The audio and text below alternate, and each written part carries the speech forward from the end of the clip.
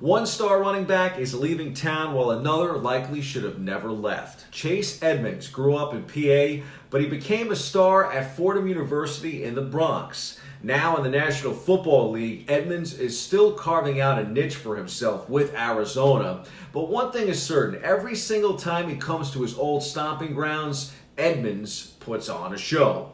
Now, the best game of his young career came last season at MetLife Stadium, 23 miles away from Fordham University, when he rushed for 126 yards and 3 scores in a victory over the New York Football Giants. Now, our Bronx State cameras were there to capture that one. Now, his statistics against the New York Jets last Sunday didn't match that performance against the Giants, but Edmonds' impact on the game did.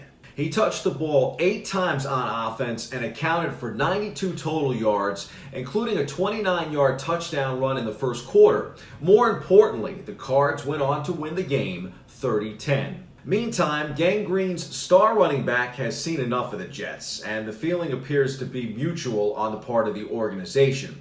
The Jets release Le'Veon Bell. The move concludes a 19-month tenure that was filled with disappointment and broken promises. Bell arrived as a marquee free agent in 2019, but just never seemed to click with head coach Adam Gase. Gase opposed the signing from the very outset of the move. The Jets are 0-5, a woeful 0-5. The Giants are a woeful 0-5 too. That's actually the first time in the history of these two teams that both teams are 0-5 to start the season at the very same time. Here's Gase following the loss, the tough loss to Arizona. We got to play a full 60 minutes. We got to play more competitive for 60 minutes. We're letting it get away, at a certain point in the game. Those first 2 games, it's hard to even look at those, and those got away too early. And then these last 2, it's like we have an opportunity to swing the game, and we're not doing it. The Giants were edged by Dallas last weekend despite the Cowboys losing star quarterback Dak Prescott to a season-ending ankle injury. The boys held on in the rivalry 37-34. Here's head coach Joe Judge. Well, that's all that really matters to us, to be honest with you, is the progress we're making right now. Okay? The record will come, all right, in time. Obviously, we're not happy about losses. That's not what we do here. But I've seen a lot of progress on all fronts and all units. We have to keep making consistent progress to keep being a better team as the year goes.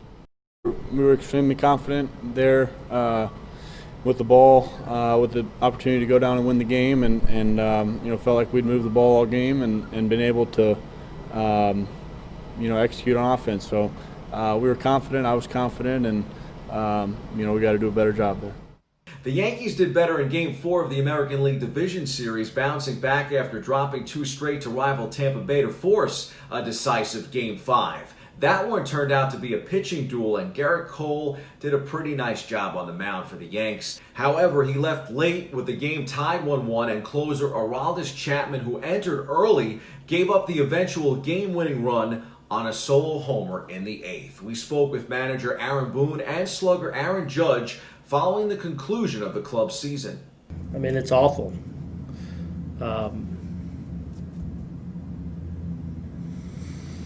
The ending is cruel, it really is. And so many people I'm grateful for that pour so much into this, from all the players, staff, clubhouse personnel, training staff, so many people that poured so much into this, and especially in such a crazy year. There's a couple opportunities, looking back on the series that we had, runners on base, runners in certain situations to either score, kind of keep the inning going and get some of their pitchers to throw some more pitches, and we just weren't able to capitalize.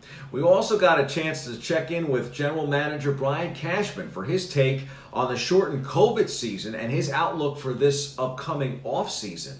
You got to play your best baseball when it counts in October. First, you got to earn the right to get there, which obviously we've been able to do for quite some time, and then navigate October against some really amazing opponents, and that means bringing your A game at all times, and we clearly were able to do that to some degree in the Cleveland series, and I think if you evaluate the performance levels, whether it's our hitters various pitchers in the division series against Tampa Bay. That didn't happen. The Bronx Bombers came up just shy of being one of the final 4 teams in the hunt to win it all. That honor goes to Tampa and Houston in the American League, and Atlanta and the LA Dodgers in the National League. The champs of the NBA, well, it wasn't the Miami Heat in 7 as I predicted, but rather LeBron James and the LA Lakers in 6. Heat gave it their all, but ultimately King James and Anthony Davis were too much for Miami. The Lakers are back, baby. James wins his 4th Finals MVP, second most of all time to Michael Jordan and his 6-0 in the Finals for MJ. Perhaps more impressive for the King, though, he leads 3 different franchises to the promised land: Miami, Cleveland, and now the LA Lakers. After all, it's most fitting in this really, really rough year of 2020 to honor the late, great Kobe Bryant with a championship. His tragic passing in January spurred the Lakers the rest of the way. Actually, something I thought that would happen back then until I saw the Miami Heat so hot in the bubble in Orlando. LA is now tied with the Boston Celtics for most titles in league history. 17 championships for the Lakers and Celtics. Congrats to James and the Lakers. Congrats are also in order for Breanna Stewart and the Seattle Storm. 6 WNBA Finals games over 2 seasons, 2018 and 2020. 6 wins, no losses, 2 championships, 2 Finals MVP trophies. Stewart has picked up where she left off in college with 4 championships in 4 seasons at UConn, along with 4 awards for Most Outstanding Player in the Final 4. Cheers to the champs. Cheers to Breanna Stewart. Time for some quick hitters from around the world of sports. The Tennessee Titans are undefeated, 1 of 4 left in the NFL, yet they've accomplished that feat wrapped around a frightening novel coronavirus outbreak. When you compare the Titans to the other 3 unbeaten teams in the NFL, they aren't as explosive as Green Bay and Seattle. They don't have the tradition of Pittsburgh. The Titans are still really good, though, and at the same time, that's what's troubling about the league right now. That outbreak infected 13 players and 11 staff members. The Titans went 16 days between games. Then, in a makeshift Tuesday night football showdown of unbeaten teams, they stomped the Buffalo Bills 42-16. You just can't make this stuff up, folks.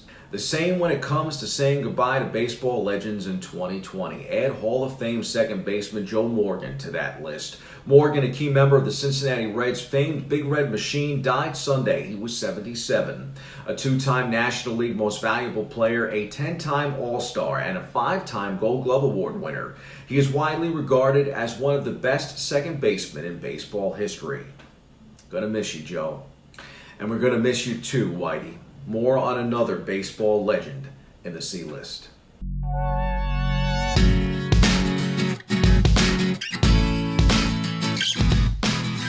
Man, heaven is having some Hall of Fame baseball game right now. Joe Morgan, Al Kaline, Tom Seaver, Lou Brock, Bob Gibson, and Whitey Ford all have passed away in 2020. Edward Charles Whitey Ford was born on October 21st, 1928, and grew up in Queens, a native New Yorker. He made his major league debut for the Yankees in 1950 and spent his entire career in pinstripes, 16 years. 6-time World Series champion, 10-time All-Star, the chairman of the board, was one of the best lefties to ever toe the rubber in baseball history. No one has won more World Series games, 10, and likely no one ever will. Whitey was 91. When I was a kid, my mom would reward my good grades in school with baseball cards. Not any cards, legend cards. One of my first, Whitey Ford's last Topps card. I can see why now, Ma. Whitey Ford was the best of the best. Listen to these stats. Ford's career record, 236 career victories, 106 losses. The most wins in Yankee history. The lefty ace's career winning percentage, well, .690. 690 is the best for any pitcher with at least 300 career decisions. Ford was the Cy Young Award winner in 1961 when he was 25-4. He anchored that rotation on that great all-time great Yankee club, known more for the M&M boys, the home run chase of Babe Ruth, and that mighty lineup. Don't overlook that ace, though. That ace up the sleeve for the Yankees. Here's to you, chairman of the board. You will be missed. That's your sports. I'm Bobby C.